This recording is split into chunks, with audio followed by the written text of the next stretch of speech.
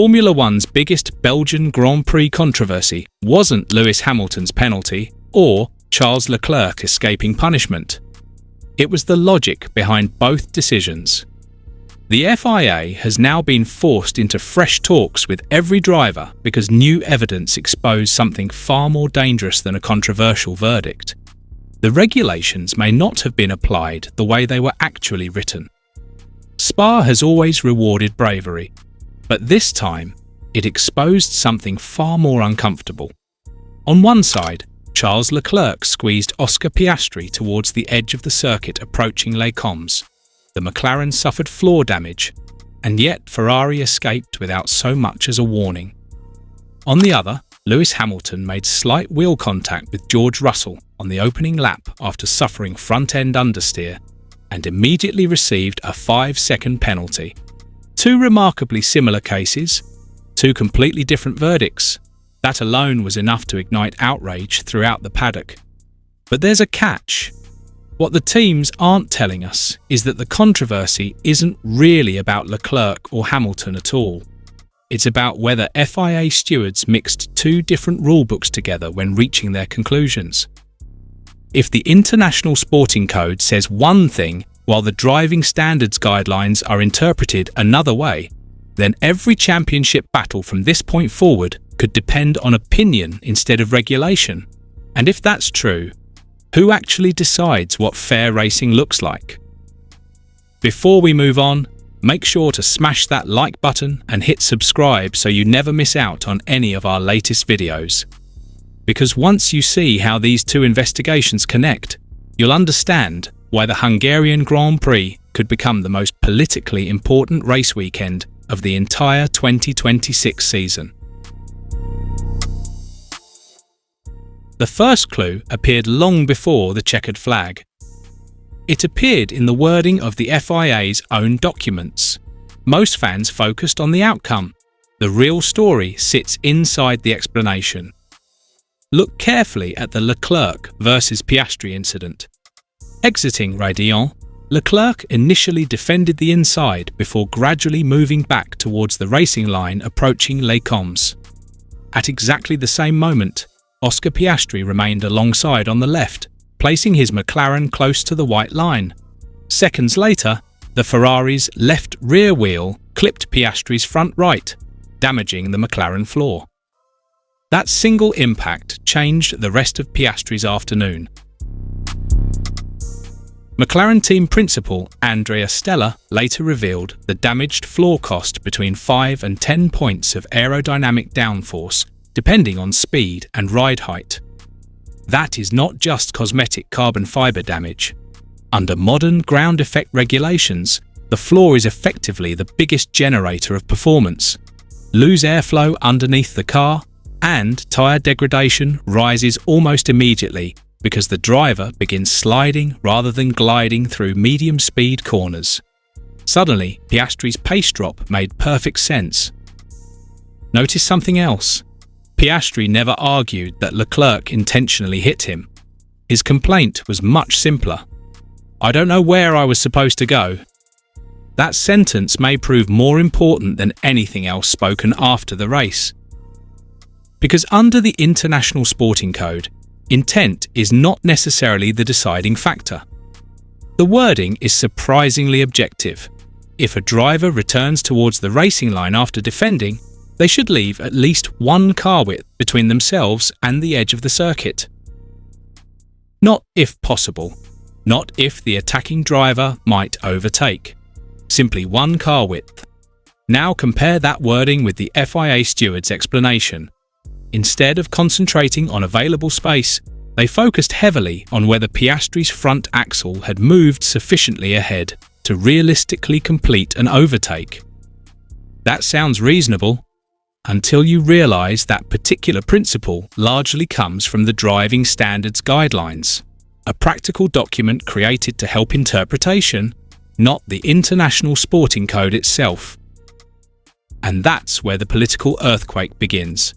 The FIA effectively appeared to judge a straight-line defensive movement using guidance normally associated with corner ownership and apex positioning. those are not identical situations.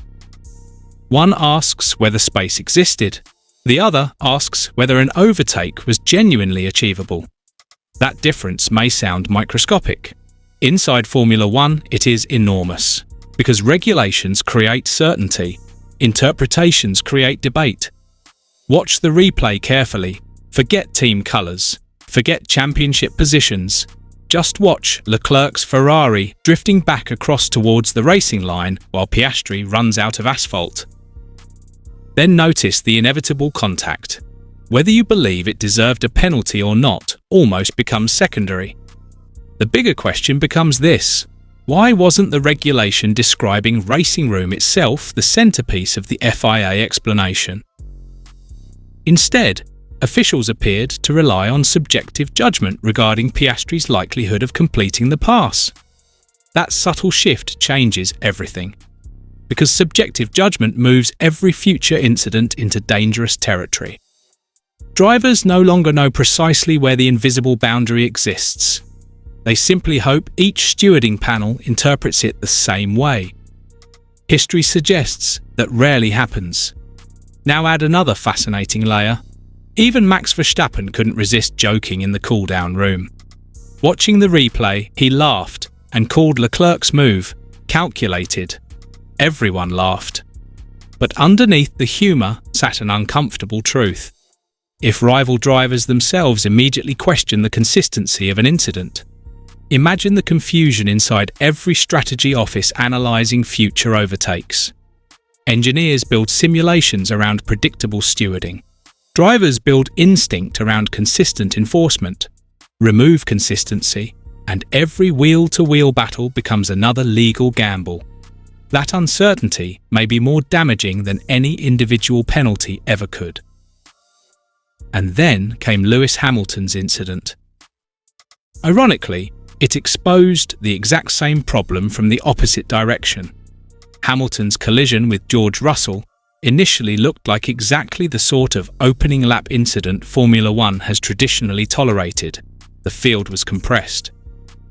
Tyres were still below optimum temperature. Dirty air reduced front-end grip, and Russell's Mercedes was already compromised by an ongoing battery issue, forcing cars behind into unusual positioning as they charged towards Les Combes. Then came the decisive moment. Hamilton committed to the inside. As he turned into the right-hander, his Ferrari developed understeer. The front left tyre simply refused to bite. Normally, incidents like this are labelled racing incidents. Instead, Hamilton received a 5-second penalty. Here's where the contradiction becomes impossible to ignore.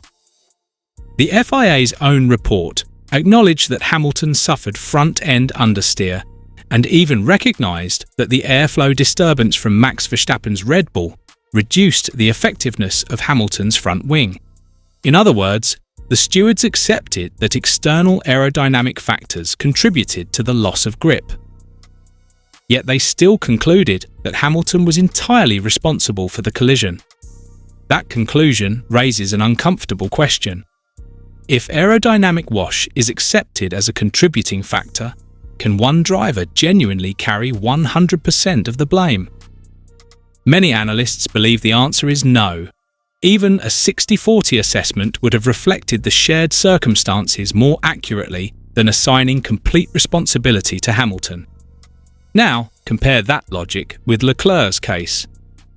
Leclerc made contact after failing to leave sufficient space, yet escaped punishment. Hamilton experienced understeer caused partly by turbulent airflow, tried to avoid contact, yet received a penalty. One driver benefited from interpretation. The other suffered from it. That is precisely why the paddock is now demanding answers. Notice another detail hidden inside both decisions. In Leclerc's case, the FIA leaned heavily on whether Piastri had earned the right to space through his positioning. In Hamilton's case, that same philosophy almost disappeared. According to the driving standards guidelines, Hamilton had already placed significant overlap alongside Russell entering the corner. His front wheel was effectively level with Russell's mirror. a benchmark frequently used when determining whether an overtaking driver deserves racing room. Yet the overlap barely featured in the final reasoning. 2 incidents, 2 different interpretations, 1 growing credibility problem. This is no longer simply about Ferrari, Mercedes, or McLaren. It's about confidence in the officials themselves. That explains why the upcoming meeting between FIA representatives and the drivers during the Hungarian Grand Prix weekend suddenly carries enormous importance. Originally, these meetings were designed as routine discussions following an agreement reached during the previous season to improve communication. Now they have become something much bigger. Think of it as Formula One's own constitutional review. Drivers are expected to ask a simple question. When does the International Sporting Code take priority? And when do the driving standards guidelines override practical decision-making? If nobody can answer that clearly, every stewarding decision for the remainder of the season risks being challenged. And the timing could hardly be worse. Mercedes lead the Constructors' Championship with 358 points. Ferrari remain within striking distance on 285. Every 5-second penalty, every damaged floor, every disputed overtaking decision could influence not only race victories but tens of millions in prize money and the momentum of both championship battles. This is why the Belgian Grand Prix may ultimately be remembered not for Hamilton's penalty or Leclerc escaping one. It may be remembered as the race that exposed the gap between the FIA's written regulations and the way those regulations are interpreted under pressure. Sometimes, the most dangerous weakness isn't a slow car. It's an inconsistent rulebook. And if Hungary fails to provide genuine clarification, don't be surprised if drivers become even more aggressive in exploiting the grey areas, or even more hesitant to race wheel to wheel, unsure which interpretation will greet them after the checkered flag. Because in Formula One, uncertainty is every bit as costly as a mechanical failure. The biggest question isn't whether Charles Leclerc or Lewis Hamilton received the right verdict. It's whether the FIA can convince the entire grid that the same rules will produce the same decisions next time. What do you think? Did the Belgian GP expose inconsistent stewarding or simply difficult racing? Let us know in the comments, and don't forget to subscribe for more deep dive Formula One investigations.